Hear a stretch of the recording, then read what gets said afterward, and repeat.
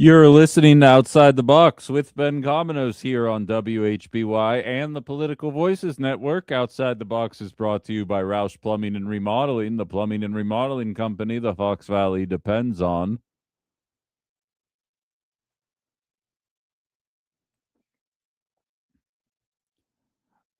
You know, people will say whatever they need to say in order to get elected.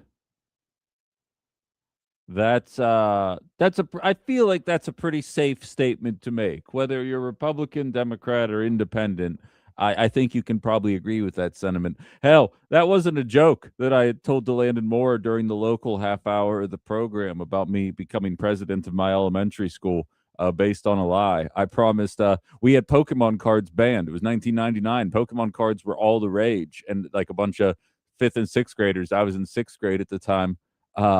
Were stealing each other's Pokemon cards when you had the good ones, and so they ended up getting banned from the school.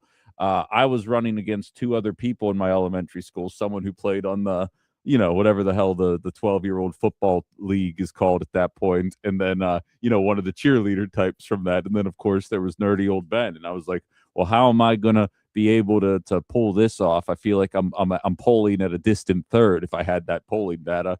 But it was an election amongst the entire school, not just the sixth grade. And so I got up there. We had a cafegimatorium, right? If you went to a small enough school, you know what I'm talking about. You had a cafeteria. It was a gymnasium and an auditorium. It was a cafegimatorium. And I got up there and I said, "You vote for me, and I will bring Pokemon cards back." And you heard everybody just like whisper, "Oh my God, he said he's going to bring Pokemon cards back." And I won in a landslide. And I was president from 1999 till 2000. And then I made no effort to bring Pokemon cards back. And I was booed pretty resoundingly everywhere I went for the remainder of that year. It was a good lesson to learn at a young age. If you're going to make promises, follow through with your promises. Uh, Politicians, however, they don't have it as lucky. When I messed up, when I didn't follow through with my promises, there were repercussions. Had there been another election, I never would have been able to win that second election. Fortunately, we graduated from elementary school that year. I went to junior high, and that record disappeared from my permanent record. Right? People are going to say what they need to say to get elected. I totally get that. And unfortunately, for right wing voters, given a certain contingency of your base, some of the elected officials are going to need to pretend like they don't know what happened in 2020, even though anybody with basic common sense knows why or what took place in 2020. In other words, nothing. Nothing took place in 2020. Joe Biden won the election. Donald Trump's a spoiled little brat, and he convinced a bunch of you guys to be mad about made up stuff for years. Some of you are mad right now. Some of you are screaming at your radio, "Oh my God, this guy's so partisan. Is he ignoring this obvious evidence?" No, there is no obvious evidence. You're wrong. Unfortunately, in 2026, there are still people that feel the need to talk that way about things. Now, I am not doing this. Obviously, the Republican example is egregious, but I'm not going to sit here and pretend that Chris Taylor, the more liberal-leaning justice, the Democratic favorite to win in the Supreme Court seat taking place at the beginning of April here, she's obviously going to rule in favor of Democratic wants and needs, whether that be Act 10, whether that be map drawing, whether that be abortion access. And again, this is stuff that, by and large, outside of partisan map drawing, not to say that it'll be partisan, but Democrats aren't above it. We'll see what ultimately ends up happening here. But in terms of Act 10 and abortion, I wouldn't mind seeing those things happen. I know how I'm going to vote in this race, not because I know anything about the judicial system, but because the judicial system has essentially just become another political process. It's not particularly difficult to see that. And I think pretending otherwise in 2026 should be viewed as contemptuous. Do you think I'm a fool that I don't understand this? I'm not saying you have to like it. I'm not saying that it's the way it should be. But if anybody is showing up to talk to you and say, "You got to vote for this candidate because the other candidate is obviously an activist," you're probably right. But so's the candidate that you are polling for right now.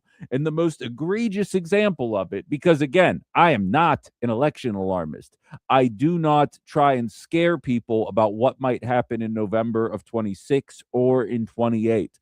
But MAGA, you got to meet me halfway if you're going to expect me to not be suspicious of what is going on behind the scenes.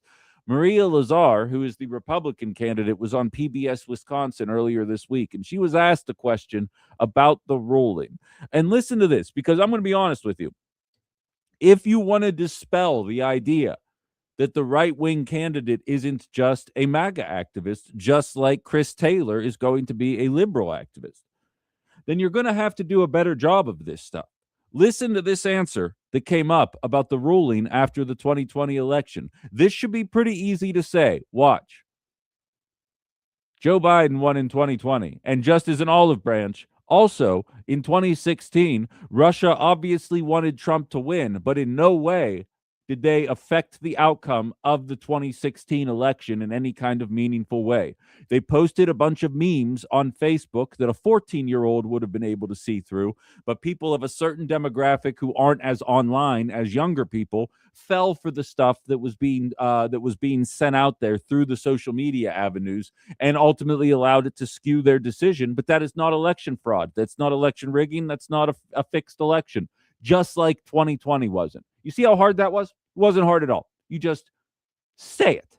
You just say the words and you move on. Let's see how this candidate does in this particular test. Their case that's going back a few years now is Trump versus Biden from the 2000 election, seeking to invalidate more than 200,000 votes from Dane and Milwaukee counties. That was a 4-3 decision on whether they should take the case on standing and decide, then go forward, not actually how they would have ruled on that. But what was your interpretation of the decision of the court at that time?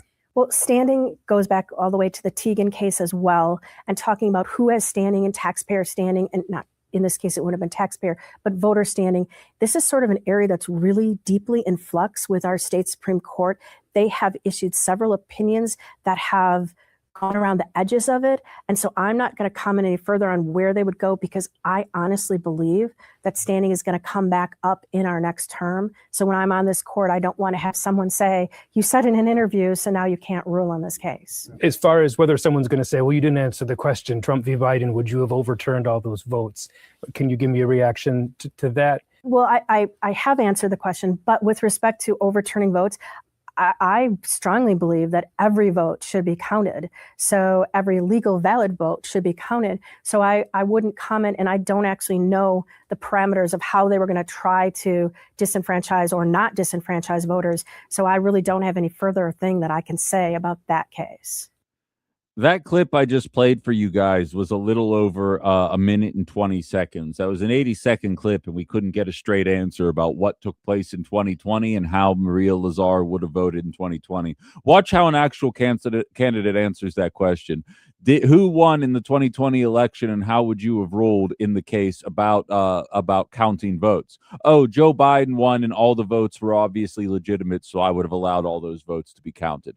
She even makes the qualifier of legal votes. That doesn't do a good job of putting my mind at ease that you're intending to do the right things, because I'm watching the efforts to misrepresent both the SAVE Act as well as the Save America Act as voter ID laws, as opposed to what they are, voter restriction laws that are designed to make it more difficult for certain populations to vote, and those certain populations just happen to vote democratically a lot more than the other ones do. And I don't mean illegals, MAGA. So when you see a judge answer this way, it should be pretty condemning. Insert Rich Eisenberg, who, if you're not familiar with Rich, he is the president of the Wisconsin Institute for Law and Liberty. They are the Republican version of Law Forward, the liberal law firm, both of which claim to be nonpartisan.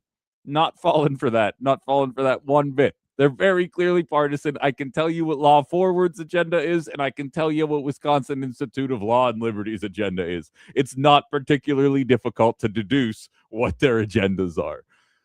He comes out of the woodwork offering the same clip that I just played for you, saying, I'm not sure if she wants me to say it, but calling Maria Lazar a MAGA candidate is just as ridiculous as calling Dan Kelly and Brad Schimmel MAGA candidates, which they were. It's a political lie designed to make the Supreme Court race about something other than the court and candidates. Now, again, I am not pretending that I think Chris Taylor isn't going to clearly side with Democrats all the time. That's absolutely what it is. But then let's call this what it is, and let's start calling on our elected officials to start doing things. You can kind of see the constriction of the law writing process happening right in front of your face, whether it's on the state level here in Wisconsin, or even if you look at it nationally with the U.S. Congress versus the Supreme Court.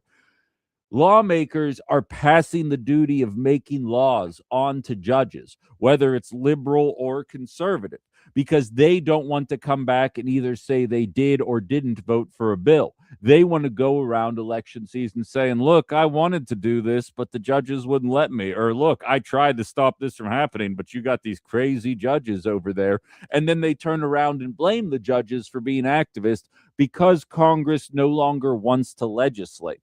Whether it's talking about funding the government and getting DHS funded and putting a couple of restrictions on the mass Gestapo army that we have running around right now, or whether it's about reining in a president who clearly wants to drag us into another forever war with unlimited funding for bombs and blowing up school children, but no funding for hospitals, childcare, elder care, education, or anything that actually matters.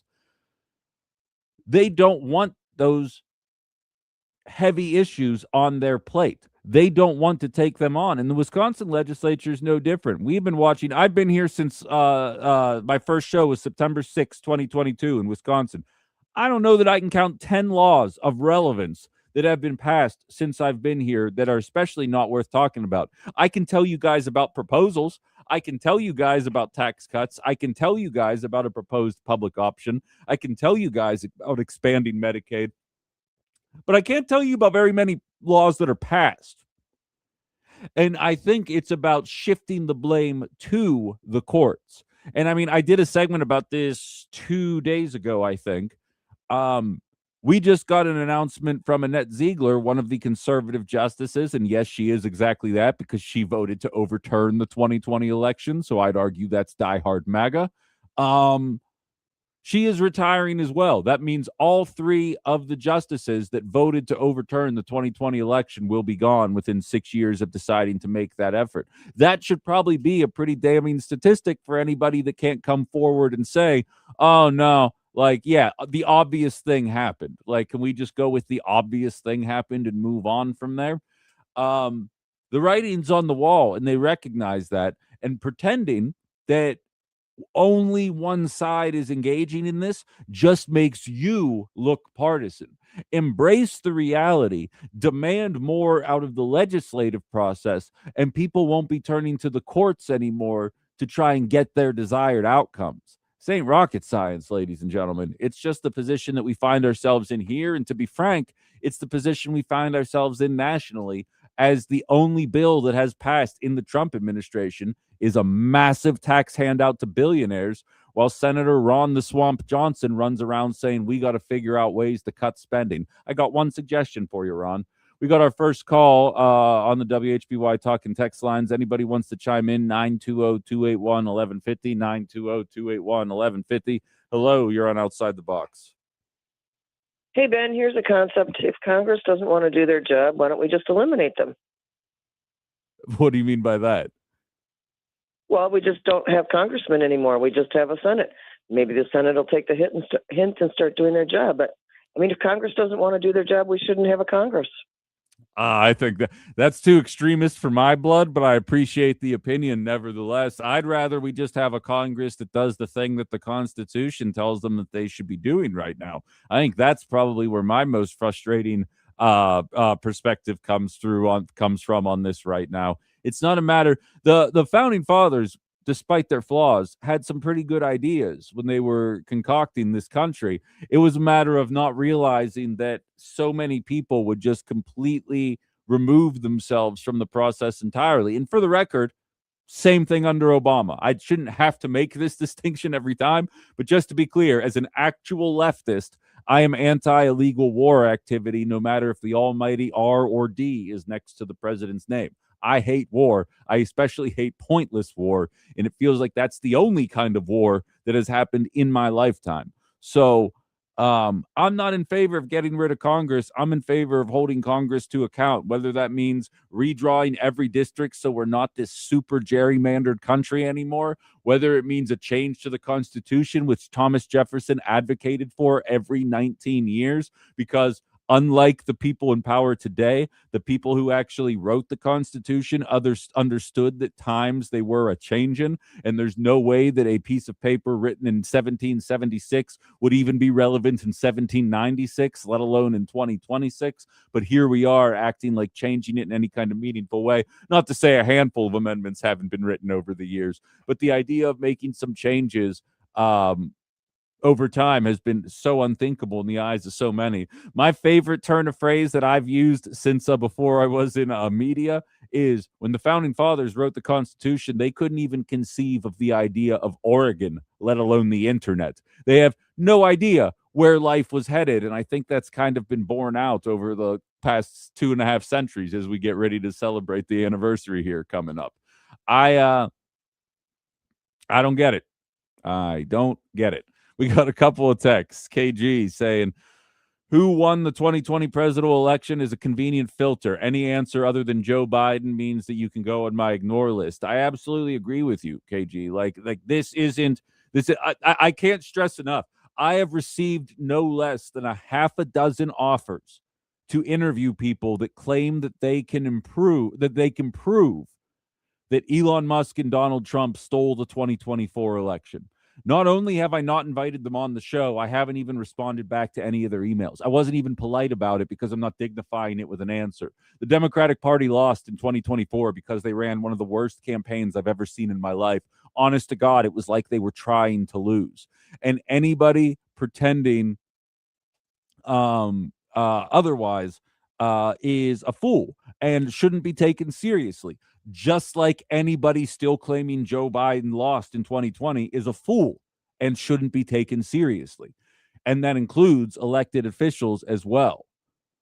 DSL says lawmakers purposely write vague laws so there's more wiggle room for corruption. The courts share some of the blame, but it'd be better if laws were clear. I agree. You know, Herman Cain, RIP, but Herman Cain took some heat for saying this, but I do think there were definitely elements of truth in what he was saying.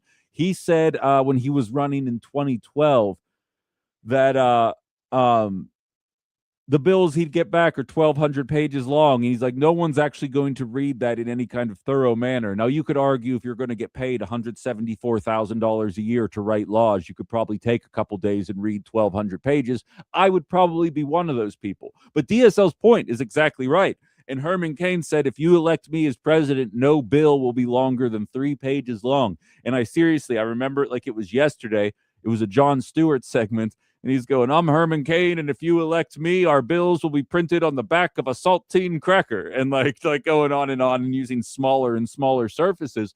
But it was making light of a principle that is kind of on point. And I think DSL is right. It's the same issue with the tax code. As Donald Trump famously pointed out in 2016, any tax avoidance that takes place in this country is very rarely actually illegal.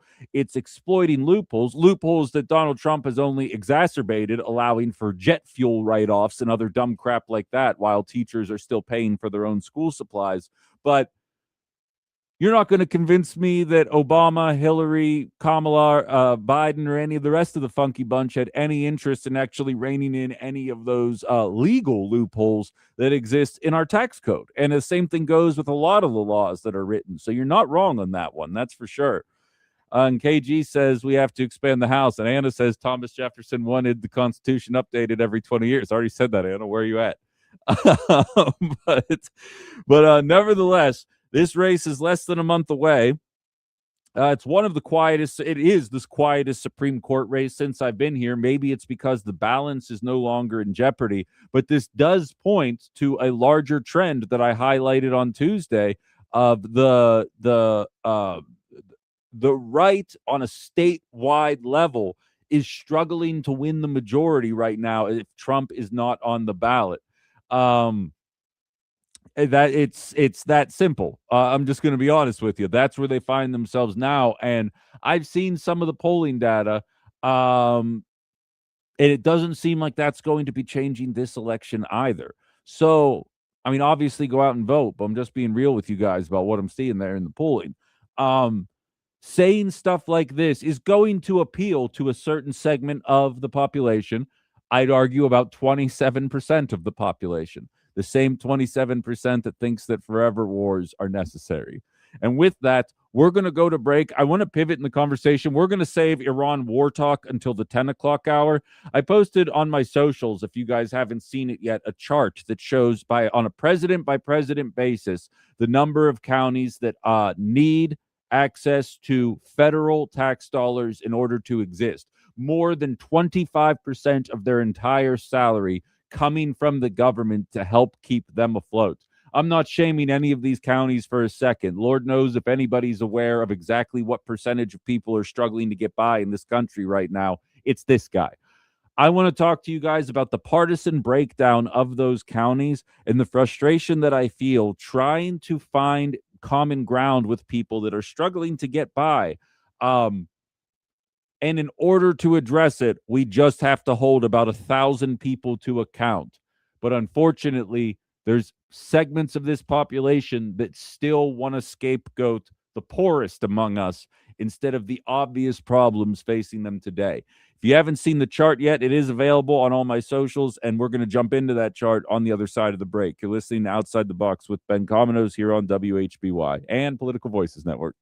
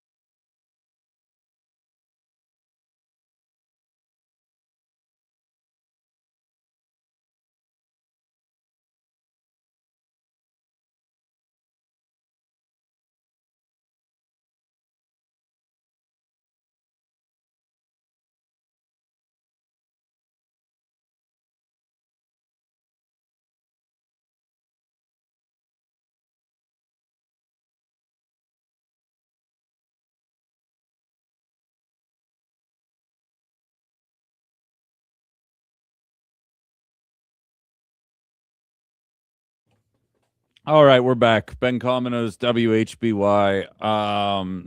By the way, streaming live on YouTube. Please do subscribe to that YouTube channel at Ben Comino's, all one word. Just type that into the search bar. Download the WHBY app. Find me anywhere you get podcasts if you can't listen to the entire show. If you're newer to the program, if you haven't realized yet, you kind of have to listen to the whole show for it to make sense. I don't most talk radio just does like two stories and alternates back and forth. Because let me let you guys inside on a little secret here in media, especially like talk radio, like the show I do. They're supposed to encourage you. They're like, yeah, like just do the same two stories over and over again and just repeat yourself every 15 minutes, because every 15 minutes you're getting a new audience, because people are getting in and out of the cars. I expect you guys to download the app. I expect you guys to follow along on YouTube and Facebook and social media and all that jazz. And a lot of you guys have bought into it, and it's awesome. But I recognize if you're newer to it, if you're not necessarily used to this style of talk radio, I'm banking on this being the future of how this profession is going to go. And God willing, it's also not going to be as diehard right wing kind of clueless as what has persisted in this line of work up until people like me kind of started to show up here. But and again, this segment I think is going to do a really good job of highlighting exactly what kind of program I've always wanted this to be. Because as I mentioned, I posted, it was a chart made available by the Wall Street Journal that I'm going to go through here that kind of highlights a pretty major problem that we are facing in this nation. The number of counties that are receiving significant federal assistance has ballooned since 2000. That is the name of the chart that is up there. And again, significant assistance is defined as over 25% of the total personal income is coming from the federal government. Okay. Now, anybody gave, I mean, it's not partisan, it's accurate, but anybody who's trying to dunk on the right oftentimes highlights that the right craps on social programs while also highlighting that the biggest welfare recipients are the reddest states. I call them the Gulf of Luigi states, your Arkansas, your Alabama, your Mississippi, your Georgia. This is where the largest amounts of our tax dollars are going to kind of facilitate some of the poorest communities. I have a friend who was a teacher in Arkansas who told me she went to go visit a student who either didn't show up. I don't remember the specifics of why she ended up going to the house. And the house turned out to be a roof with 4 tarps for walls. This is a house in America. Like, this wasn't somewhere in a third world country, as elected officials would have you believe. This is happening in our own backyard. And if you're unaware of it, you don't even realize that this is the way that so many people are living in this country, despite being employed, but just not being paid enough to even exist, let alone improve the situation you find yourself in. How's that kid supposed to learn? How's that kid supposed to grow up and then take part in a system that is only getting more expensive every single year? I do not begrudge the right-wing states for taking federal dollars for a single bleeping second. I think it should be expected and it shouldn't be looked down upon. We should be, can't say that word, we should be ticked as hell that our government has allowed 978 billionaires to take all of our money, clearing trillions of dollars since Reaganomics and leaving us with nothing, and then saying that anybody highlighting that are the welfare queens. In 2000, 131 blue state counties had this significant federal assistance, the 25% number. 131, 186 Republican ones did in 2000. That went 152, 435. Then it went to 237, 760. 228, 992, 169, 1,276, 240, 1,746. And that's where it stands as of 2020. The data is not available for 2024 yet, or at least it isn't compiled in this chart. But if I had to venture a guess, it's probably gone up since 2020. I posted this on my socials, and on TikTok, it is actually doing quite a bit here. And now I understand. I attached it to a 60-second video of me talking about what's going on and the fact that when someone like me shows up, says tax the rich, says hold the billionaires to account, the people that are siphoning the money out of our bank account. And this isn't my opinion. This is borne out in fact. Government data backs this up, that trillions of dollars are missing from the middle class relative to the late 70s, and those same trillions have been gained in the 1%. It's not up for debate what ended up happening. St. Reagan showed up, cut taxes.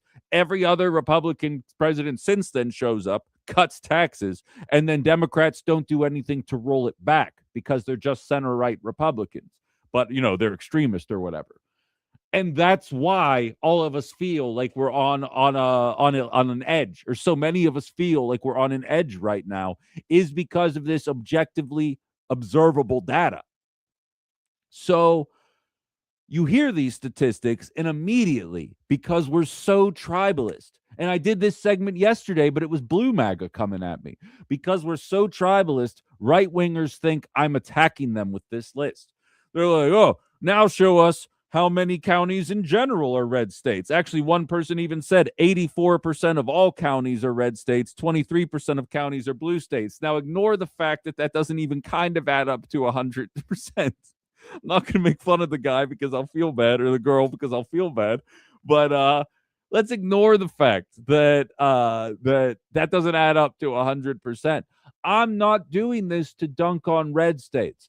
I'm doing this to highlight that you guys are the ones that continue voting for the party that are cutting the taxes for the people, and you're watching what's happening in your counties happen slowly. Again, had this happened all at once, had it jumped from 2000 being 186 red counties to 2020, 1,746, and almost 10 times increase. Had that happened in 4 years, there would have been outcry. People would have noticed it immediately. It's been the slow death of the middle class for 45 years that has gotten us in this position. And it don't have crap to do with Mexicans, guys. It doesn't have anything to do with transgender people. It has to do with wealth inequality. And honestly, it makes me sad. It makes me sad that I can say these things. I can highlight the obvious reality behind them, and I still get highlighted as some kind of anarchist, as some kind of extremist. Again, let's see here. Red states do use the welfare system much more, but this is misleading to make it look much worse. Yes, there are 500 to 600 blue counties and 2,500 to 2,600 red counties. More people live in blue counties. This is a stupid way to determine anything. More people live in blue counties is very telling. So blah, blah, blah, blah, blah. And then, like, what's funny is this app will block things that thinks will hurt your mental health. But there's plenty more comments echoing the same sentiment because they're engaging in tribalism. They think I'm trying to dunk on red counties because there's so many more red counties accepting welfare than there are blue counties. No, I don't care where the money's going. I don't care if every single federal dollar of assistance goes to somebody who votes the opposite of me. This is a working class show, and you know who the working class comprises? Everybody. Everybody takes part in the system. Everybody is getting screwed over to the system. It's a matter of trying to highlight to these people that it's not the minorities that are doing this to you. It's not the transgender people. It's not the Mexicans. It's not the black people. It's not the liberals. It is a minority. It's about 1% of the population that's doing this to you. It's just not the minority that you're willing to aim your ire at. It was very eye-opening getting these kind of comments. And as much as I hate social media, I'm not going to lie, this TikTok thing's growing on me because it's giving me content, because it shows you how so many people outside the purview of the Fox cities are beginning to feel. And we got a texter here on the YouTube channel. Every bootlicker on the internet will cry out, let the billionaires keep every penny of their hard-earned money. Exactly. It's not even hard-earned money. They're quite literally taking it from us. And the data shows that. That's not even me being hyperbolic. The data shows this information to you guys. You just have to look it up and be willing to accept it when you read it. To me, if I had to guess, I've been thinking about this a lot. I'm a deep thinker about this kind of stuff.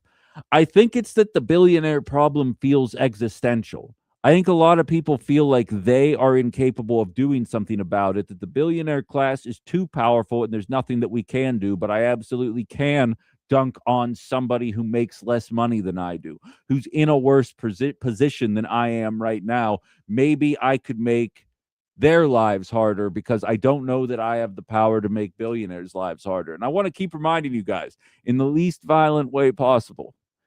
There's a hell of a lot more of us than there are of them. It's called the 1% for a reason because there's 99% of us that aren't included in it. Life doesn't have to work this way. And I'll be the first to tell you there's plenty of liberals, even in my own life, that'll fight oligarchy. We gotta fight the oligarchy, but really doesn't understand what that means. That really doesn't understand that this is a two-party system designed to funnel our tax dollars into the oligarchy's pockets. And until we see viable options on how to get out of this, and I will admit, I'm starting to see those options percolate through the crowd here. There's a lot of work that needs to be done, but I'm seeing a lot of those options start to populate the voter sphere here, and I'm excited about that. But MAGA, you guys got to come on board with this if it's going to happen. I used to say this when Joe Biden was president. I think in a lot of ways, I think that MAGA and I have a lot more in common than diehard liberals have in common with me. The difference is, of course, is that I'm never going to blame migrants for the position we're in. So I'm going to need you guys to wake up on that front. But outside of that, I get it. And I see Jaro Mani saying, I think to tell people that the left versus right fight is the wrong one, we need to open up the working class and the ultra-rich fight. I would totally agree with that sentiment. I would absolutely agree with that sentiment. It's why unions are so important to the movement. It's why people making less than six figures are so important to the movement. And that's what's so interesting is you even watched it happen in New York when liberals kind of consolidated behind Andrew Cuomo, who famously was accused a dozen times over of sexual harassment when he was in office, made terrible decisions during COVID, but liberals didn't care as long as they stopped that dastardly Mamdani from raising taxes on the rich. And now you have Kathy Hochul, who's blocking that effort, another Democrat trying to do so, highlighting that those people are just as responsible for creating the Donald Trump movement as the people who voted for Donald Trump themselves is the only way that you can get out of this mess. It's the only way to stop this. People get mad when I say it, but if liberals just got out of their own way in 2016, let Sanders do the thing, we would have never had to deal with Donald Trump. Because I'll tell you right now, if Hillary Clinton had won, Donald Trump would have been waiting in the wings still because Hillary was just going to do another Obama thing. And until Democrats can rationalize the fact that Obama led to Trump, that as much as he did like two good things over the course of 8 years, that wasn't bad. But that's what ultimately led to the situation we're in. There were predictions when Joe Biden won. They said, unless he comes through and does actually progressive moves, that the MAGA movement was going to come back in 2024 and be more emboldened than ever. You tell me if that person was right or not, because I already have an answer. We received 2 calls. I'm going to get this person on here first. Hello, you're on Outside the Box. Hello. Good talk. Let's try the other one. Hello, you're on Outside the Box. Hey, Ben, hey, Brian. What's from up? Fremont. Yeah. You've been talking about Republicans and Democrats, and how they're similar. The perfect way to see it is look at what's happening since Donald Trump took over. They've been talking, the Democrats, about how they're upset about this and about that, but they either don't vote or they vote just enough to allow him to do anything he wants to do. They're both in it together, and we have to wake up and realize that we are fighting two sides that are keeping us fighting against each other. We're never going to get anywhere until we start looking at third-party options. I'm right there with you, Brian. I kind of feel a similar notion here if liberals don't want to pull it together. But I'm going to let you go, but I'm going to play some audio to kind of go along with your claim here. I think MAGA is waking up, and I think you guys aren't giving them enough credit. Because I hate myself, I was watching the Donald Trump rally in Kentucky yesterday because they're targeting Thomas Massey because he's actually getting popular. By the way, before that rally, one of those jerk political betting sites had him at a 53% chance to win his election. After the rally, it went up to 67%. So I am inspired on that front. Not to say that I don't disagree with Massey on a handful of issues, but you got to take the what is it, the wins over replacement or whatever, right? Wins above replacement. But listen to this audio clip. I'm not going to tell you what I heard during this. I'm going to let you listen to it first, and then I'll tell you what I heard. But I'm going to let you guys determine what you heard from the clip first. Listen to this. Under our policies, prices for chicken, eggs, cheese, butter, potatoes, and fresh fruit are lower today by a lot than when I took office. Hotel rates, automobile prices, and rent payments are way down as well. As a result of my direction to purchase $200 billion in mortgage bonds, a risky move, perhaps, but not for me. Mortgage rates are now the lowest in more than 5 years, and the annual cost of a typical new mortgage is down almost $5,000. Now, you obviously don't have the video to go along with that, but based on the audio you heard right there, are you expecting it to be in an auditorium, or are you expecting it to be at one of his live rallies in a stadium setting where there's a bunch of people cheering and screaming? Because based on that reaction, you may have noticed that you could hear a pin drop behind the things that he was saying. Because I can tell you, as a renter, I ain't seen my rent go down. I've seen it go up 3 times in 3 years under Joe Biden and Donald Trump as a result of corporate landlords consolidating the industry and corporate greed being taken over and not really being kept in check in any kind of meaningful way. And I'm willing to bet most of the people in Kentucky probably agree with my sentiment a little bit more than what they're hearing Donald Trump say right there. People are waking up to what's happening right now. And I don't think it's going to go away, especially if they don't make some kind of big moves. I've been predicting an actual rebate check going to Americans about 3 weeks before the midterm elections, much like how Joe Biden acted like he was going to forgive student debt right before elections, only for that to immediately get reversed. But at least a bunch of young people came out rejuvenated and kind of staved off as much of a red wave as people anticipated was coming. Not going to say that they're both not guilty of it, but I am saying the people are waking up. They know what they're looking at, and they're expecting more out of their elected officials. It's just taken a little longer than I wanted to. We got a short break here. We're going to have a little bit of time on the other side of the hour. I do want to continue these thoughts, but I got to get these last couple commercials in here before we go. We will be back in a flash. Stay right where you are. Ben Cominos, WHBY.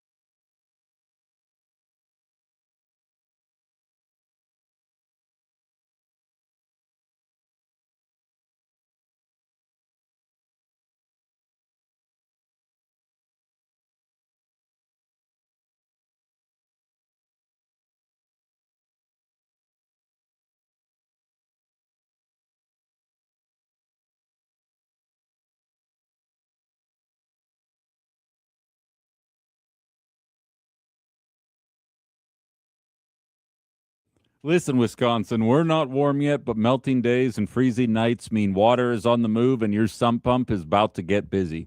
Water damage is one of the top reasons homeowners file insurance claims, so do yourself a favor and avoid the headache. Test your sump pump today. Call or text Tim Roush and his team. Just use that free text line I've been telling you about. You can help keep your basement dry and protected. Head to timroushplumbing.com for that text line and more info. That's Roush Plumbing, the plumbing and remodeling company the Fox Valley depends on.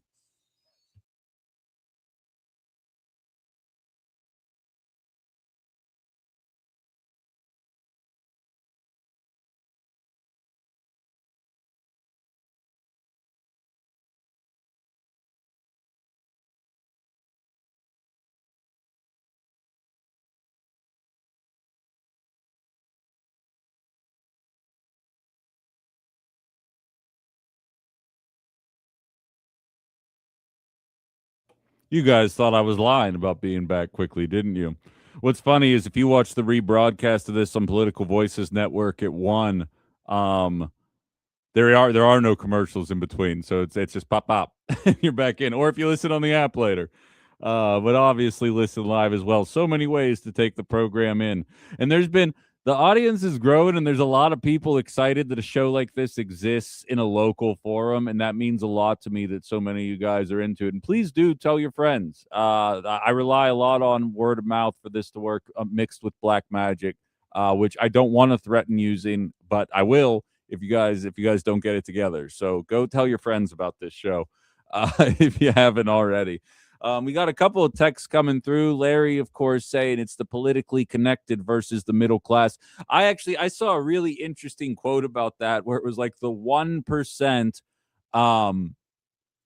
in conjunction with the other 4%, like the 5% wealthiest in America pay the next 4%. If you watch MSNBC, CNN, Fox, ABC, NBC, a lot of those anchors are making 7-figure jobs. And I oftentimes state anybody making in the millions to do what I do is strictly there in order to convince you to like lead you away. Hell, I saw one person message me saying maybe if Democrats had been in office, there wouldn't be 170 dead school children in the Iranian school. Meanwhile, you watched under Joe Biden for a year and a half, children being bombed every day in Gaza. So the idea that liberals would have stopped what's happening is a laughable one. But anybody who says that kind of thing is obviously bought into one of the two flanks of propaganda. It's their job to convince them that the rest of us don't know what we're talking about. And it's incredibly frustrating. And what's absolutely nuts is I saw this yesterday because you guys know I do the rounds on the national networks, not to actually be informed. I get my real news from actual sources, but for criticism purposes. And I also write for a publication, the Minocqua Brewing Times, once a week. It goes live on their Substack every Tuesday morning. And I referred to it, as I do to you guys on the show all the time, as Donald Trump's war of choice in Iran. And I'm trying to get a patent on that name because that feels like the best thing to call this, because it's the only way to describe what we've been dealing with. I heard one of the primetime shows refer to it with the exact same phrasing yesterday, and I can't help but feel like they either listen to this show or read that publication, because I haven't heard anybody else say this. And it goes to show you that even though we may be tucked up here in the little corner in Northeast Wisconsin, more people are hearing our thoughts and what we want to see happen than I think we might even realize, which is an awesome feeling, because at the end of the day, this show's about enacting change. It's about inspiring people to get involved. And I feel like we're doing that more and more every single week. So I appreciate how much you guys are buying into this. But what else do we have here? Just simply MAGA loves billionaires. I mean, based on the way that Donald Trump has been enacting, there's no way to look at this other than they are the pro-billionaire party as of right now. Jerry says quite a few unions in New York City endorsed Mom Donnie. Oh, hell yeah. I mean, they're definitely jumping on board. I kind of conflated those two sentences, and I understand why you're letting me know that, Jerry, but I didn't want it to sound like that. I just mean there definitely are some people involved in the unions that either don't politically engage and I'm not even saying vote for Democrats, because again, Democrats will ultimately leave you high and dry if they needed to. But it is nice to see them kind of engaging in that kind of action, but you would hope to see it at a little more consistent basis, the people who truly mean business for the working class. We have to consolidate. If we're going to be able to push back against this. I'm never highlighting this data to dunk on one party or the other or any demographic of people. We all need help at one time or another. There's people very close to me in my life that found themselves unexpectedly on unemployment starting last week. The person was in the medical industry, finds themselves currently on unemployment right now. It's not their fault. It's a matter of the system. You've seen how many layoffs are going on around this nation right now, and we are cutting the social safety net with impunity while blowing up schools in Iran. So this isn't about shaming or guilting, But it's a matter of, if we're going to get through this, you can't turn around and say it's because Mexicans are getting all our welfare. No, you sound stupid when you say that. I'm going to be honest with you. It's time to wake up. It's time to get serious. And to that effect, I do want to shift gears here. We're going to spend the 10 o'clock hour focusing on both the DHS shutdown as well as the war in Iran and the continued unexpected consequences of what's going on. And is Lindsey Graham the president now? Because I wasn't informed of that, if that's the case. I don't remember anybody voting for him outside of South Carolina. All that and more, other side of the news. Outside the Box, WHBY, Political Voices.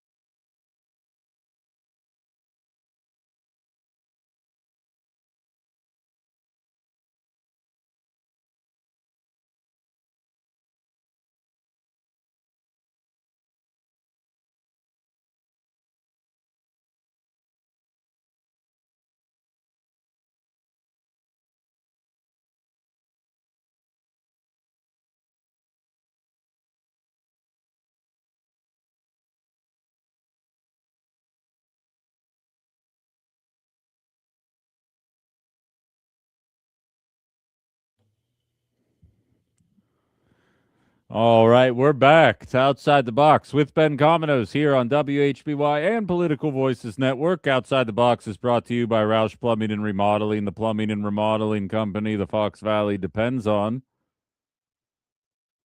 I'm watching the chat in my YouTube channel become friends. This is awesome. I absolutely love that. Keep doing that stuff. Keep doing that kind of stuff. This is all about bridging gaps. It's all about bridging gaps. It's all about coming together. That's a beautiful thing to see. This is still early. We haven't even been doing this for a week yet. We're absolutely still learning. And if you saw my Monday one, it was essentially unwatchable. So I don't even know if I count that one. Not because of the content, of course. The content was on point, but the internet took me down a peg. You guys know how it goes. Yeah, someone just said get DSL over here. Where are you at? Although he's normally driving when he's listening to the show. That's the thing. I was talking with Larry off the air. A lot of you guys driving, or a lot of you guys are just working in general and can't actually interact with the show. I get that. He said if he weren't retired, he absolutely wouldn't be able to do so. I realize there's only certain gigs that allow themselves the capacity to take part in the program, and I totally get that. But yeah, anybody who finds themselves not in a position to be distracted on the road, hop on over in that chat as well, and keep using the text line. I'm doing my best to bounce back and forth, try and get some emails in, learning some processes here, but we'll get through it. If you're just joining us, we started off in the first hour talking about the Wisconsin Supreme Court, some claims about partisanship in the court, and how in order to be taken seriously, I think we just have to embrace the partisanship in the court and start talking about it that way, as opposed to pretending that one side represents a return to normalcy or something like that, because I just don't believe you will convince a lot of people that that is the case. And then, of course, we pivoted into the cost of living crisis, the number of counties, both red and blue, that are on some kind of assisted extreme assistance. More than 25% of your entire wealth generated throughout the year coming from the government, and how it has trended upward every single 4-year period, regardless of who was president, what the makeup of Congress was. And I kind of highlighted that despite showing an obvious trend in the negative direction, people still wanted to boil it down to partisan talking points, as opposed to just embracing the actual message of what I was trying to show. And we ended that segment playing some audio from a Trump rally that highlights to me that even in Kentucky, a lot of people aren't buying his messaging that the cost of anything is actually coming down. Again, Bidenomics was working, was a giant pile of horse crap. Trumponomics is also not working. We instead are talking about a $50 billion package going to Iran. Now, as I mentioned, Lindsey Graham has been all over the internet, all over the cable networks and internet, trying to get people to jump on board with the war. I actually have some audio of him talking right here. Daddy, watch me twirl. Daddy, watch me. That's Lindsey Graham trying to get people to watch him twirl on TV, essentially saying that he is intending to go to his families in South Carolina as a non-parent, which I am as well. No judgment on people who don't have kids, but if you don't have kids, maybe don't be telling people what they're going to do with their kids when you send them off to war or not. Some people are enjoying that. Yeah, no, I'm sorry. I just pulled it. It is him though, right? I think that's from Fox News. Daddy, watch me twirl. Daddy. I think that's Lindsey Graham trying to get either Trump or Bibi Netanyahu's attention, but I don't know which one. But he's been doing the rounds, trying to get people to buy in to what it is that he's trying to do over there. We just heard, if you're listening terrestrially on the radio, from the CBS News report, the new Khomeini, Ayatollah Khomeini, essentially said that the end of fighting isn't anywhere near soon. Now, I will say, I understand the bluster of this kind of thing. I understand bluffing. I understand pretending that you're prepared to go forever when in reality you might be on your last legs. We had a conversation with the professors yesterday, and I do tend to agree with them. By applying sea mines in the Strait of Hormuz, that really is a last-ditch effort to try and clamp down on things here, right? Because not only can the world's oil not be transported through there, but a lot of Iran's revenue in general is generated from there too. So it definitely is kind of a cut off your nose to spite your face kind of moment. And I think it's important to acknowledge that. But I'm not going to lie to you guys. It really does feel like even if we said, you know what, okay, we're done, Iran might still want to tussle a little bit and maybe get a few more concessions out of the matter, because things are definitely not trending in the right direction over there. I think we may have bitten off a lot more than we can chew. This feels like a very unplanned war. It feels like we're very unprepared about getting into this conflict in general, and that seems to be bearing out more and more as we continue moving through this year. The cost of oil is already back up over $90 again, and based on CBO estimates, every $10 increase in the cost of oil essentially translates to a $450 increase per year for every family that is going to be either buying gas, paying for goods that are going to have inflated costs as a result of the cost of gas, whatever the situation may be. That's $30. $30 is 10 times 3. 3 times 450 is $1,350. That's an extra $1,350 per family that we are going to be paying as a result of a war that doesn't even have a third, barely has 25% support from the American population. And I have a feeling that's going to be continue trending downward as time goes on. I mean, what's nuts to me is if you look at the polling data before the war broke out, before anything actually transpired, Quinnipiac on January 14th showed that MAGA support for bombing Iran was 53%. It is now at 90% as of 2/28 when the most recent polling data by Quinnipiac was taken. It jumped almost a full 30% more than after the action actually took place. I'm going to be real with you guys. That's really not thinking for yourself. That's really not holding people to account here. And you know what's crazy? I looked it up just to see, because for those of you that are longtime listeners, you know that I was chased out of Pittsburgh because I went on the radio with opinions about funding for Ukraine right when the war started. And my boss at the time was somebody who had come from program directing Rudy Giuliani's radio show. So you can probably imagine the way that he felt compared to the kind of show that I do. He marches into the studio while I'm doing the program and says, "You need to pivot right now. You sound like a pro-Putin communist." Turns out that he had not received his marching orders from the Republican Party yet, as most Republicans hadn't. When the war first broke out, Republicans were the most likely demographic to tell you that we were not sending enough money to Ukraine to stomp Russia out, because they just assumed that being anti-Russia was going to be the attitude that Fox News was going to tell them to have. Sure enough, shortly thereafter, once Fox News got involved, they were like, "Nah, actually, we're anti-funding for Ukraine now." Wham! All of a sudden, it completely pivots. Now they're the smallest demographic that's looking for that. You see how fast that happens? You guys need to be able to kind of push back against this kind of stuff if you're going to be expected to be taken seriously on these matters. But moreover, wait, what's this say? Okay, no, I'm not going to read that live on the air. Look, there's people in my life from Iran. I have no ill will towards the people of Iran whatsoever. I think what we're doing in Iran is disgusting, and I think it needs to be called out as such. But I think cheering for any type of anti-American sentiment here, other than, of course, the cessation of all the bombing, the cessation of the pointless violence, the cessation of the stealing of minerals and resources, other than cheering for that, no.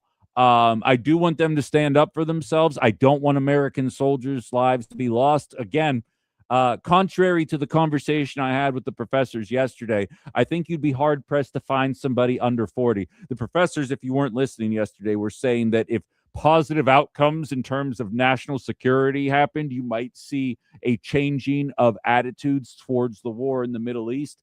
I'm here to tell you right now, anybody under 40 couldn't give a crap less, because nobody felt threatened by the people in Iran. It really is just that simple. But at the same time, it's a matter of finding that fine line of understanding what we're dealing with is disgusting, while also pulling for the safe return of as many Americans as possible as we're being thrust into this. Now, in line with the theme of the show today, consistency in thought regardless of which political party engages in something. After the war in Ukraine began, oil prices skyrocketed. It's a worldwide entity. It changes depending on the situation. Absolutely.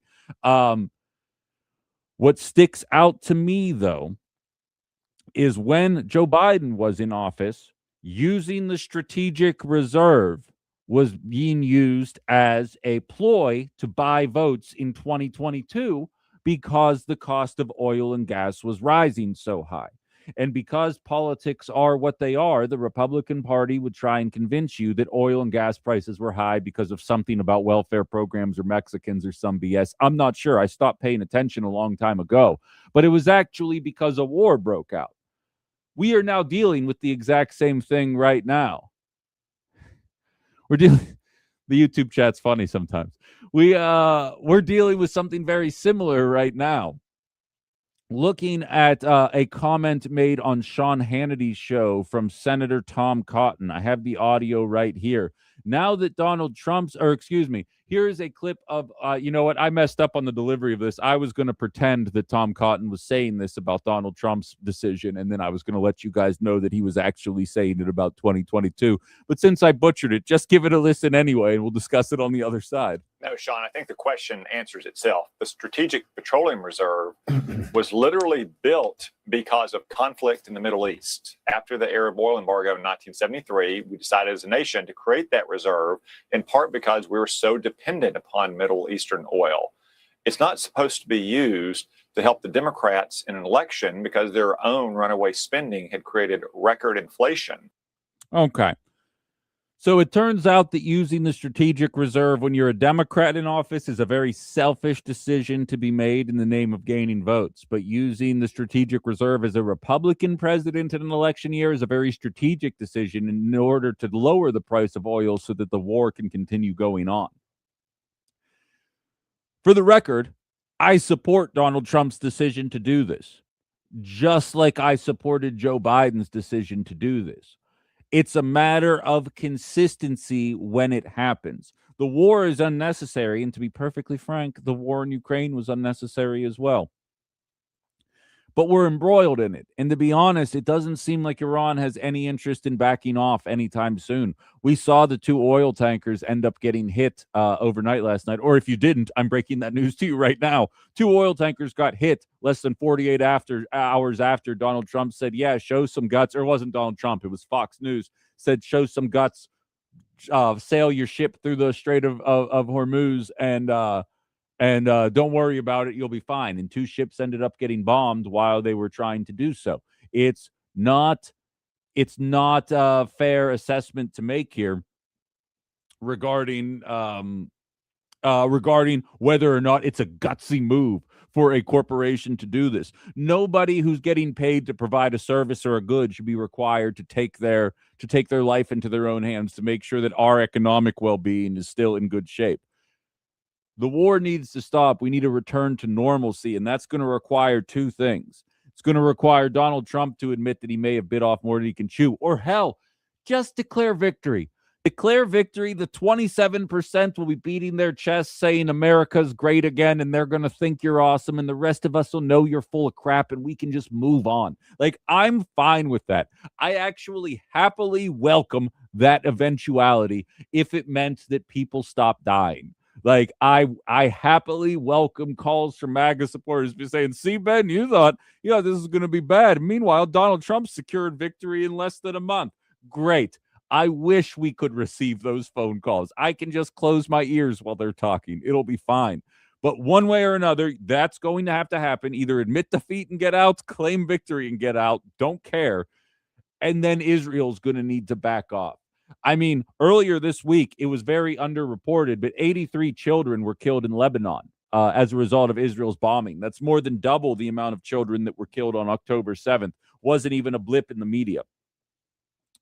They're going to need to rein it in. They're going to need to stop this agenda for a greater Israel. They're going to need to stop trying to expand or use America's military-industrial complex to facilitate this kind of thing here. They're going to need to back off, and they're going to need to stop a lot of things here because this is what I'm building towards. I think the mystique of the American military-industrial complex may have taken some pretty heavy damage over the course of the last 3 weeks. I think a lot of people saw, we took the THAAD system out of South Korea to move it to the Middle East because the Iron Dome ran out of the munitions necessary to keep Israel safe. It happened very quickly, and I'm still not going to report it as fact, but let's just say if you are on social media, there's a lot of videos that are legally not allowed to be played on mainstream networks because you are not allowed to show Israel's defense systems failing. And assuming what I'm seeing on socials isn't AI, which I'm fairly sure it's not, I'm pretty diligent with that kind of stuff. There's a lot more wreckage going on in Israel than I think a lot of the American population is even aware right now. The citizens there don't want to put up with it. The citizens here don't want to put up with it. It's corrupt governments trying to take advantage of a Middle East and rob them of their resources and then point and say, why can't these third world countries get their act together? That essentially is what this is all boiling down to. And I think people are fed up with it. And seeing the partisanship surrounding using the strategic oil reserve or the war in general, it's got to stop. And for the record, any Democrat who intends to vote along with this should be primaried immediately. You have no business being in the anti-war party, assuming that that still exists. We got a lot of comments piling up here. Jerry says, even at my most cynical, I never would have predicted a pro-Russia wing of the Republican Party. It is interesting. I saw 52% of people who voted for Donald Trump think Vladimir Putin's a better president than Joe Biden. It's remarkable to see that happen.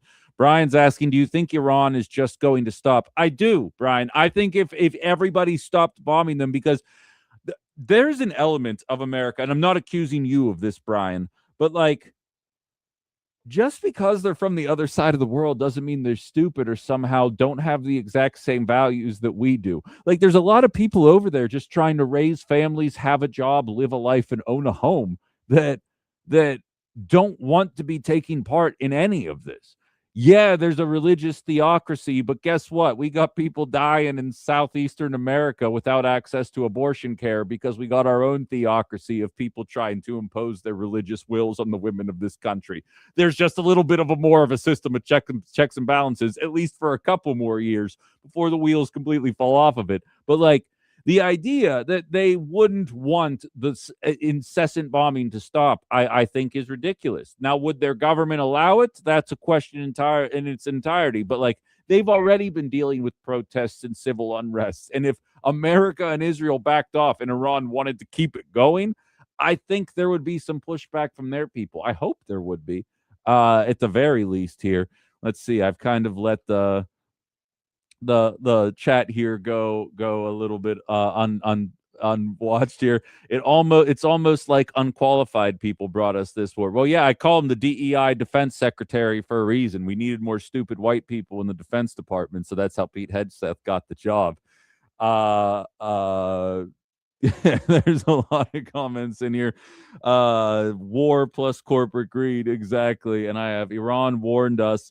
They also didn't mind the ports. Now, every time we hit a bank of theirs or a data center of theirs or a media facility of theirs, they are promising retribution in kind. War and violence only begets more war and violence. An eye for an eye. I'm pretty sure that was written in a fairly old book.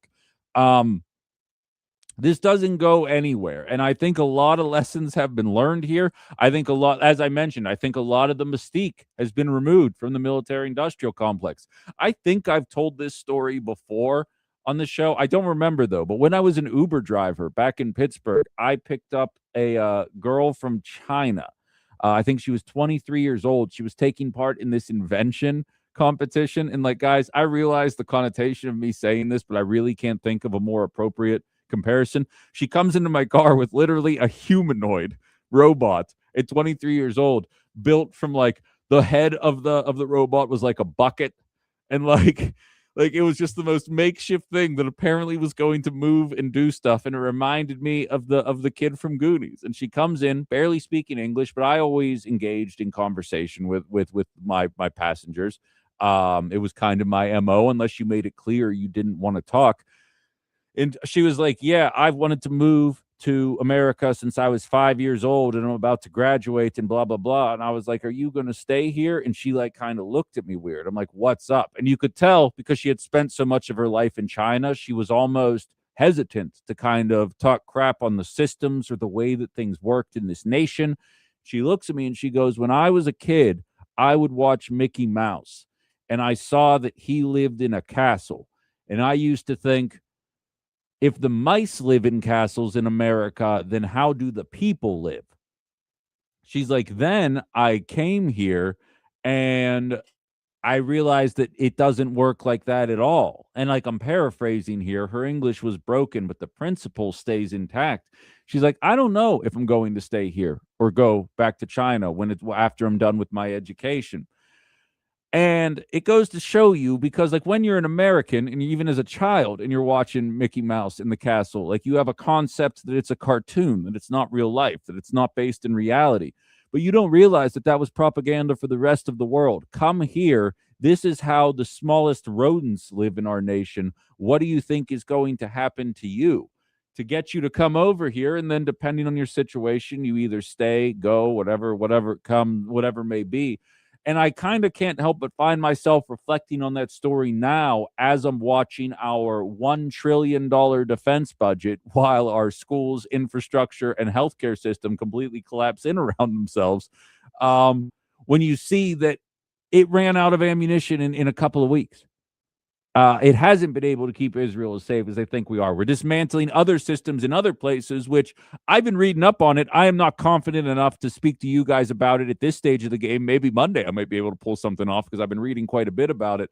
But the economic turmoil that was created in South Korea when they agreed to take the THAAD system, the missile system that defends them from missiles coming in, it was huge. We're talking about 11 figures worth of damage here, tens of billions of dollars worth of economic damage for agreeing to work with America. And with no warning, with no heads up, with no economic benefit to them, it's now getting dismantled. So they have all the economic fallout from agreeing to take it several years ago. And then now they have all those losses and they don't even have the defense system anymore because we had to bring it to the Middle East because it wasn't going as far as we thought it was.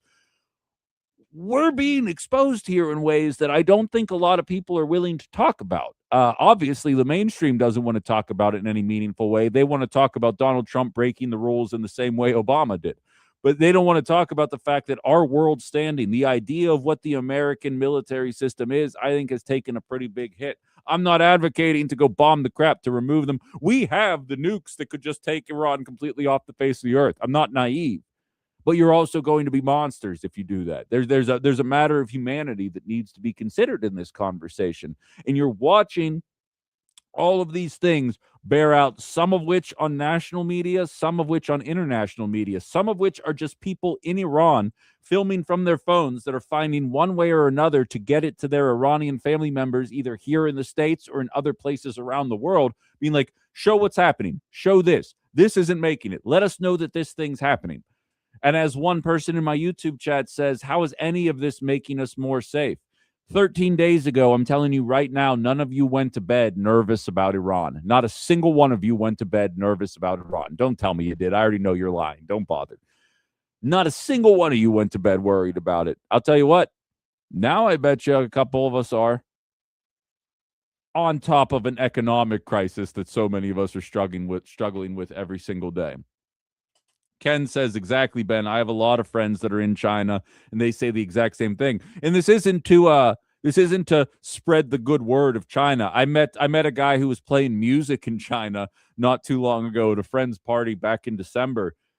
And he told me that the Chinese government would show up at your house, pluck a hair out of your head, and if you tested positive for drugs, you either did 5 years of jail or you had to rat out 5 other people that you did drugs with, unless you were white, in which case it was rat out 5 people you did drugs with, or you're getting the hell out of our country. China's got their own authoritarian issues that they have to work out as well. But in terms of the propaganda, absolutely. America puts it out there trying to instigate people to come to our neck of the woods. And you don't even notice it because that's the best kind of propaganda that exists. You just view it as a cartoon. I got nothing but positive memories. Picturing Mickey Mouse dressed as a wizard making all the broomsticks come to life. You know what I mean? I never even questioned why? How did they afford that castle? Like, that didn't cross my mind. But other people see that and they're like, man, a mouse is in a castle. This is great. It's an eye-opening thing for sure. I see more text piling up, but we got to squeeze a break in here. Again, it's going to be a short one, so we'll be back and we'll keep this conversation rolling. Anybody has any thoughts, share them down the talk and text line. Hop on the YouTube channel, wherever you are. Back in about 2.5 minutes. Outside the Box, WHBY, and Political Voices Network.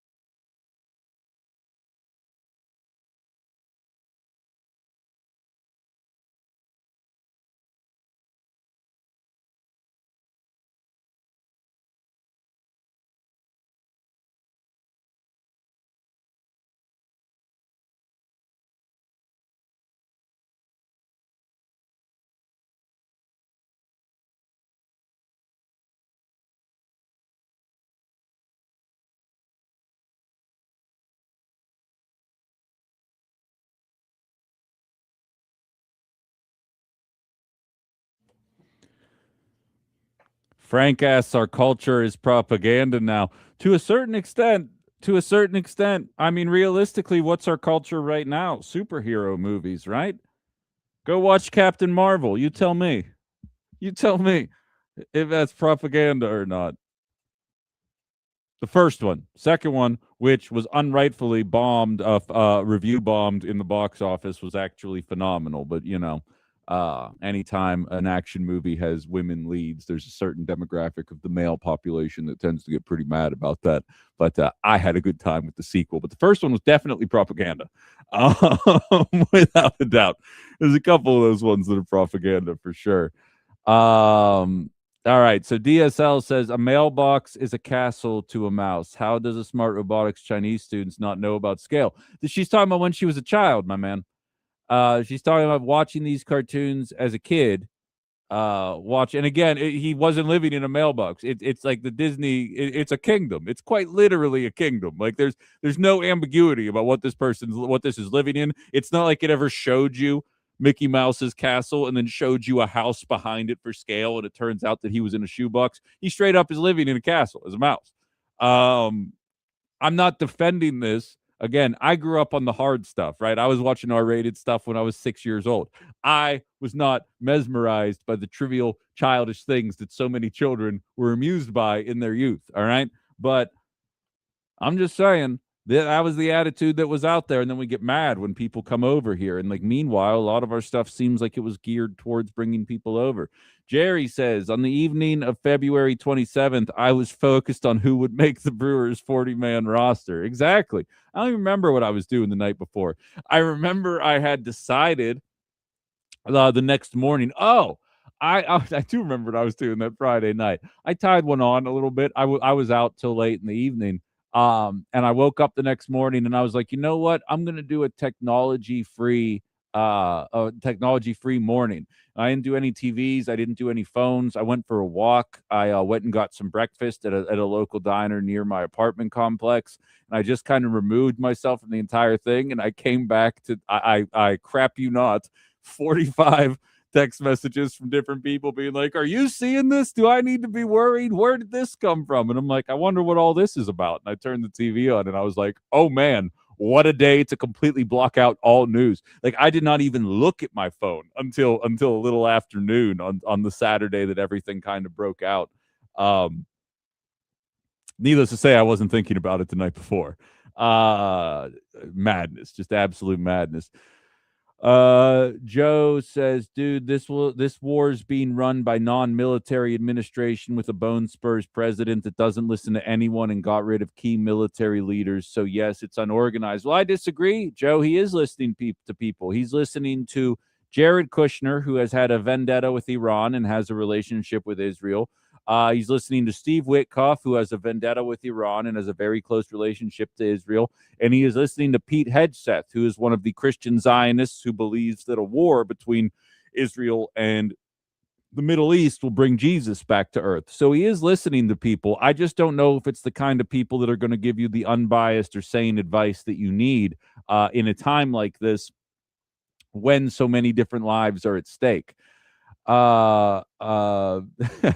Someone says, Frank in the text line says, I guess it's time to move to Japan because I love anime. You know, you wouldn't be the only American that is centered around that. I don't know how online you are, Frank. There's a big contingent specifically of American dudes that say that the women in Japan conform more to their idea of what womanhood is in general than the the raging feminists here in America. So you'd be joining a pretty large crew of people that might be considering the same thing here. Larry says, I'm pretty sure this war is to take the Epstein files off the front page. I'll tell you what, man, if the price of oil goes much higher, I think he's going to have to release more Epstein files to get oil off the front page. Like, it's very interesting. Somebody write that down. That was good. It's very interesting to me that everybody always, and I'm not throwing you under the bus here, Larry, but it's always like, oh, Donald Trump's doing this to distract from this. He's doing this to distract from this. They had to do the Epstein files to distract from the bad economy. They had to do the war in Iran to distract from the Epstein files. They're going to do aliens to distract us from the war in Iran next. It's a constant one-upsmanship that keeps happening. It's just one distraction after another, but ultimately that results in my opinion, a shrinking coalition of people not necessarily in this for the long haul. That's just me personally, at the very least there. But to me, it's a scary time. It's a scary time because I don't trust the people in charge. I think the endless wars are exactly that. They're endless. They're pointless. They don't serve us any cause. No one partaking in this conversation feels safer. And anybody who claims to feel safer knows bleeping well If cackling Kamala were the one that got us into this, you would not be feeling safe. And Donald Trump is not more qualified than Kamala Harris to be doing this. We all know I'm right. So pretend Kamala's president and join the rest of us in the appropriate amount of like, why are we doing this again? Because we need to coalesce around this. 70% of us have. We're going to need more of you guys to come along for the ride. And to be perfectly honest, in an era of tightening voting margins, the amount of people even within the MAGA movement that are disgusted with what's going on will probably be enough to tip the scales going forward. But it's going to be a question of, is it going to tip the scales into a pro-war Democratic regime or a regime that's willing to pull us out of all of this nonsense going forward until there's an actual threat to our livelihoods and our sovereignty, something that I'm beginning to realize hasn't existed for a very long time. I want to put a bow on this conversation surrounding DHS funding and the shutdown that is being talked about, but has absolutely been under my radar quite a bit. You see the lines at TSA. You're hearing people being told that you have to get to the airport 4 hours before your flight. Of course, the finger pointing is going back and forth. Of course, the partisanship is kicking in. I have a feeling I know where this is going to end, and I don't know that I am ready for it. I'm interested in your thoughts on the shutdown as well. Have they impacted your life yet? Is it even on your radar? The one in December was much more egregious because I think we were all much more nervous about our healthcare premiums going up. With the funding for ICE already allocated, this is a battle about trying to rein in ICE to a greater extent versus, are there actually threats to the homeland, as you're hearing the FBI talk about potential drone attacks in California. We're going to try and cram all of that into about a 9-minute segment on the other side of the break, and I welcome your input as well, either at 920-281-1150 or on the YouTube talk chat line there as well. Either one of those works, and we'll be back to put a bow on this show in just a little bit. Outside the Box with Ben Cominos here on WHBY.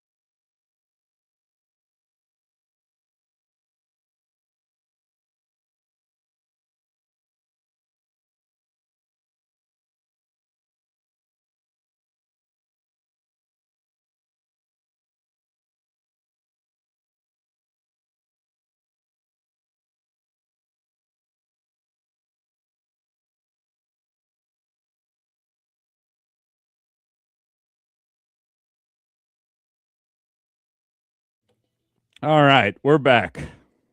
One final segment here, continuing to discuss the ongoing conflict. Some big-brained people call it Donald Trump's war of choice in Iran. Other people, I'm sure, call it something different, but I haven't been paying attention. I'm sticking with that. Cynthia out in Florida called me during the break who wanted to talk about the drones from a certain perspective, so we'll get her insight. We got a couple more comments as well, but Cynthia, you take it away. I was watching this. Well, first, let me start with Donald Trump. The other day, he said, "We know where there are Iranian sleeper cells in the United States. Well, go arrest them then." Yeah. Oh, yeah. We've been watching them arrest grandmothers on our TVs for the last 3 months, and you're telling me you knew where the sleeper cell terrorists were this whole time. Get the heck out of here. But Right. there's this general or an admiral named Brad Cooper. I saw a video of him. He said how they had brought one of the Iranian Shahed drones back into the United States, redesigned it, American-made sticker on it. But I got to tell you, and I know last year, Donald hired the Department of Homeland that terrorists in the United States. So if something happens, people be ready. Foolishness. Oh, yeah. Yeah, you were breaking up a little bit there, but I could pick up what you were putting down, and I appreciate the call there, Cynthia. But she was just saying they're mobilizing these different National Guard units in order to be ready for terrorists. But I, like her, think there's probably an ulterior motive, or maybe people that host very successful radio talk shows might be listed as terrorists in the not too near future. We'll have to see where that ultimately ends up heading. But she's definitely not wrong there, that's for sure. Mickey asks, in terms of California, I have multiple questions. Why would Iran strike such a liberal state if California doesn't want to hurt Iran? Well, I'll be honest with you, Mickey. I believe they're priming us to expect some kind of attack. I told you guys this at the beginning of the week. I'm not a conspiracy theorist. I will take the evidence as it is presented to me.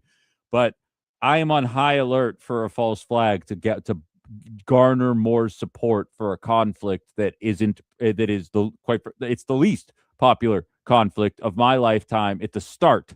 It is the least popular conflict.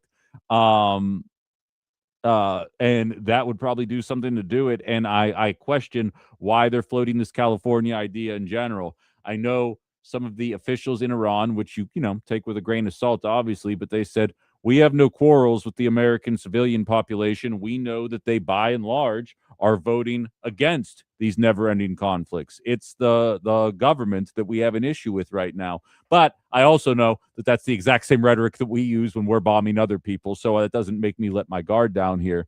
You said, next question, what if it's a distraction because they're going to actually hit a deep red state like Texas? I don't think they're going to hit anybody, Mickey. I'm going to be honest with you. I don't think they're going to hit anybody over here. I don't think that that's their intentions. I think they understand that our government cares more about dollars than it does about people. You'll be hard-pressed to convince me otherwise. Making sure that the Strait of Hormuz stays closed is going to tick off our government more than killing people here. Killing people, if you killed Americans, what you would do is essentially give the green light to completely wipe that country off the face of the earth, something that most Americans are not advocating for right now. I genuinely don't allow them to scare you with this kind of stuff. I don't think it's real. I don't think it's going to happen. Not only from a logistics standpoint, but from a common sense standpoint. It's like I always said about them acquiring nukes. They're not going to acquire one nuke and then launch it. They'd obviously be wiped off the face of the earth. They want to acquire a nuke so that we can't do what we're doing right now, and we actually have to engage with them diplomatically. That's what they want to do. And it's not like America is in their business all the time. I mean, they are. We surrounded them with dozens of military bases, but it's more so to keep a particular country in the Middle East at bay who seems to operate with impunity. And I think we all know what country it is. And I did receive a message that someone wants me to touch on, Norm wants me to touch on AIPAC a little more. I mean, I can't say much outside of they really feel like they're kind of becoming poisonous politically in this country from a Democratic perspective, especially if you're taking AIPAC dollars, it's a lot less likely you're going to win your primary or your election. It's becoming something that they can't touch, but I really don't have much to say beyond what's already been said by so many people. We got a caller coming through. We'll try to squeeze it in here. We have a couple of minutes. Hello, you're on Outside the Box. Morning, Ben. Yeah, Dave, what's up? Two things. CNN, I think last night, reported that Iran is shipping out oil via tanker. I guess they must be on the open side of the Suez Canal or something. Anyways, on that TSA stuff, Trump can move money around to pay them. They just don't want to, because I think the Democrats offered to fund it, but then the Mike Johnson doesn't want to bring it to the floor to fund them. Oh, So sure. they're just playing politics with funding on those employees working for no pay. Yeah, 1,000%. And I have Kathy in my text line. I appreciate the call, Dave, saying, where can I find some short-term employment at TSA? Because she said she's an old lady that wants to make some waves. And I love her for that, because there's a retired population that's sick and tired of what ICE is. And I do think, and this is going to be a hard thing to end with 1:50 seconds left, so I'm at least going to lay this out there, and then we can kind of pick this up tomorrow. But this does seem like it's reaching the inevitable conclusion that the masks are going to come off of ICE. Maybe they get badges. They're going to help make them more easily identifiable. And $50 billion is going to be sent to the military-industrial complex, and DHS is going to open back up. And there's going to be some feelings about that, because there's some good and there's some bad in there that I think are going to frustrate a lot of people. I don't know for a fact that that's where that's headed. I'm getting pretty good at this job, and I have a feeling that's exactly where it's headed. So we're going to find out. And I have more thoughts about that, but in 60 seconds, I don't know how much more damage I'm realistically going to be able to do. And as one person in the YouTube line says, I find it hard to trust this FBI. I'll be honest with you. I find it hard to trust any FBI. Look at what FBI used to do in the 40s, 50s, 60s, 70s, 80s, 90s, 2000s, and 2010s. It stands to reason they'd probably do the same thing in the 2020s as well. But that's just me. No offense to my FBI listeners, of course. You listening to me on Siri right now? All right. I think we've had enough. I think we've had enough for one day. If you didn't get a chance to listen to the entire program, download the WHBY app. All you got to do is search WHBY in Google Play or the App Store. Take me on the road with you, or check me out anywhere where you get podcasts: Spotify, Apple Music, Podbean. The list goes on and on. Spreaker. Go check me out there. There's also going to be a rebroadcast of this program on the Political Voices Network at 1 p.m. with a little more bells and whistles, or you can check what I'm streaming to my YouTube page right now. Just search at Ben Cominos, all one word with the @ sign, and subscribe to my page, please. I got to get out of here. Haley's up next. Outside the Box, WHBY, Political Voices.